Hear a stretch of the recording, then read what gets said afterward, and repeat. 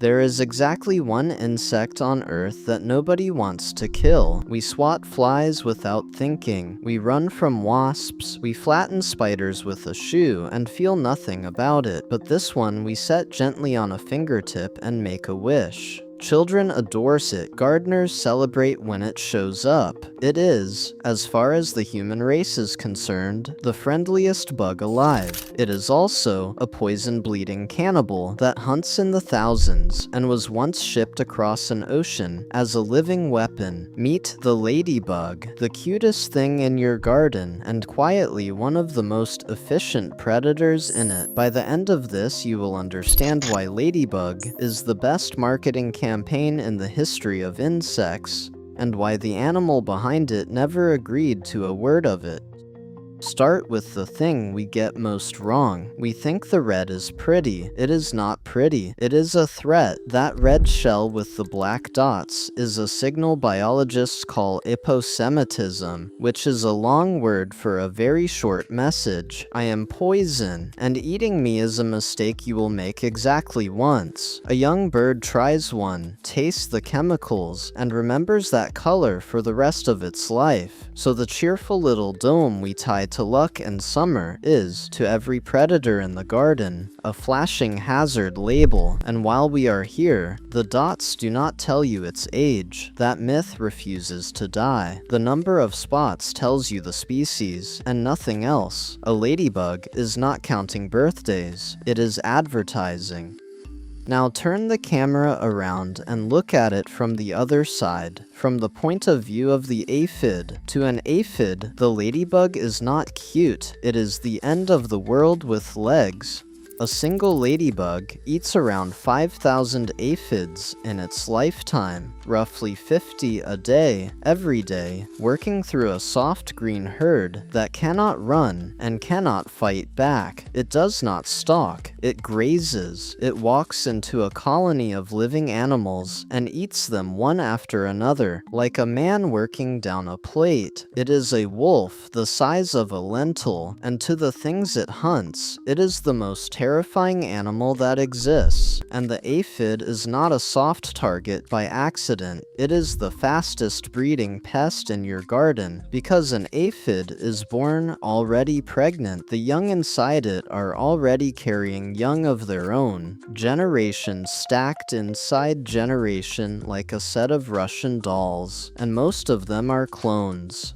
Females producing females without ever needing a mate. A single aphid left completely alone can become hundreds of thousands in one season, and on paper, billions. They do not lay eggs and wait. They pour out finished copies of themselves around the clock. So the only reason your roses are not a solid moving wall of insects by July is that something is eating them faster than they can multiply. That something is the ladybug. And here is where the image starts to fall apart. The adult you find charming is the easy stage. It is practically retirement. The real machine is the larva, and the larva looks nothing like the postcard. It is a small, spiky, gray and orange thing that most people would step on without a second thought. It is also a more aggressive hunter than the adult, eating even more, tearing through aphids from the moment it hatches. If you have ever seen one crawling on a leaf and assumed it was a pest, you had it exactly backwards. You were looking at the single most useful animal in your garden in its hungriest form. Then the food runs out and the politeness ends. When aphids get scarce, ladybug larvae turn on each other. The bigger ones eat the smaller ones. The first to hatch eats the eggs that have not hatched yet, siblings included, still in the shell, and this is not some rare accident of a bad season. The mother plans for it. She deliberately lays a batch of infertile eggs alongside the fertile ones, a packed lunch. So the firstborn has something to eat the moment it wakes up. The most beloved insect on the planet begins its life by eating its own family, on purpose, by design. We put that on greeting cards. It also bleeds on command. Threaten a ladybug, pinch it, frighten it, and it does something called reflex bleeding. It squeezes a foul yellow fluid out of the joints in its legs, out of its knees, and that fluid is loaded with bitter, toxic alkaloids. It stains, it smells terrible, and it is the entire reason that warning color exists in the first place. So the garden friend that lands on your hand defends itself by bleeding poison out of its legs. When you actually look at it, it is a tiny armored animal carrying a chemical weapon, and it is completely willing to use it, which is exactly why, in 1888, we turned it into one. California, late 1800s. The citrus industry, the backbone of the entire state's farming, is being wiped out by an invasive insect called the cottony cushion scale. Orchards are dying. Growers are burning their own trees to slow it down. Whole fortunes are going bankrupt, and no chemical on the market touches it, so an entomologist makes a bet that, at the time, sounds closer to superstition than science. Nobody has ever fought a pest this way before. The accepted method is poison, and the poison is losing. His idea is to import a foreign insect to hunt the foreign insect, and plenty of serious people expect it to fail and take the last of the orchards down with it. He sends a man halfway around the world to Australia to find one specific ladybug, the Vidalia beetle, the natural enemy of the scale. He comes back with a few hundred of them, a few hundred beetles, against an infestation smothering an entire industry. It should not have been enough. They released them into the dying orchards anyway, and within 2 years the beetle has erased the infestation and saved California citrus completely. That moment has a name. It is considered the birth of biological pest control, the first time the human race ever beat a pest, not with poison, but with another animal. We had found a living pesticide, and we started shipping ladybugs around the world on purpose.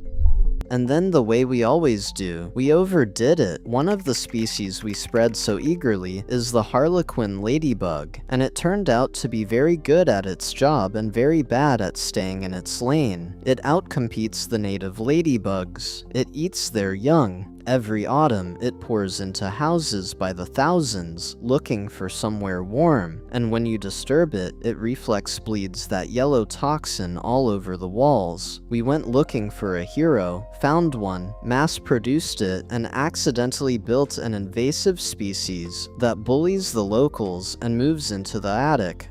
The weapon worked perfectly, we just never built it with a safety. Underneath the shell, there is more going on than the design lets on. The two halves of that famous dome are not wings at all. They are armor, a hard case, and folded beneath them are the actual wings, often nearly twice the length of the body, packed away like origami and snapped open in a fraction of a second, the instant it needs to leave. In winter, it shuts down almost entirely, a state called diapause, its metabolism dropping close to nothing, while thousands of them pile into cracks and walls to wait out the cold. It is not a delicate thing. It is a compact, armored, chemically defended survival machine that happens to be painted the one color we find adorable.